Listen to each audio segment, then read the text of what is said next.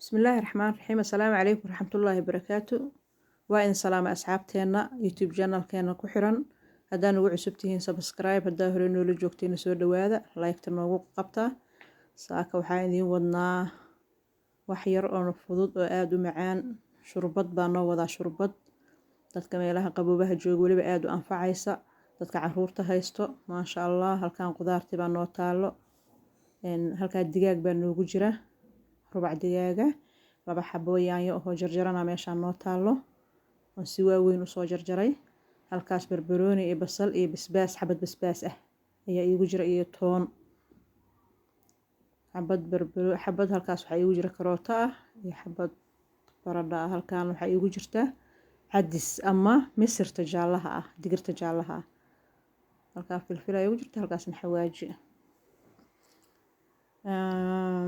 هالكاس حقيقي جرا كبسر شيدن كبسرت واسك شيتا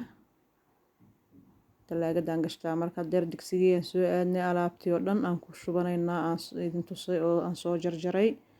كل هالميلا اسكو جينينا شربت وإني هالمر اسكو بسلاتان ربما حواجي فلفشي كل ميل isugu geynay kabsartina waa ku darayaa saddex qaado yar yar kafeega ahaan ku darsanayaa kabsartu ma sha Allah bay ka dhigtaa maraqa ama shurbada maraqada karsanaysa iyadana ma sha Allah ka dhigtaa maraqa cad oo la cabo isagana waxaan ku darsanaynaa 5 koob oo koobkaas yar ah gacanta ku haya mugiis oo biyo ah 5 koob baan ku darayaa la xisaabiya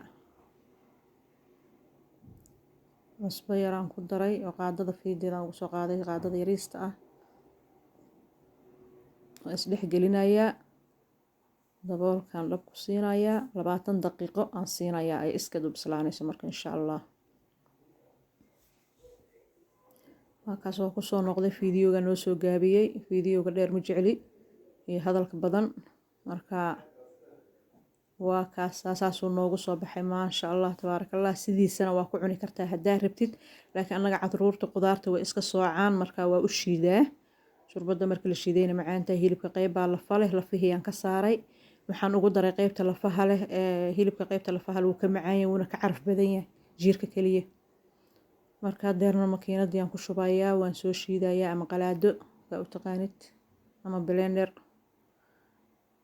saasay noogu soo baxday shurbadi ma sha Allah tabarakallah hadii aad ka heshan fiidiyogeena like noo dhaha share noo dhaha ma sha Allah wasalaam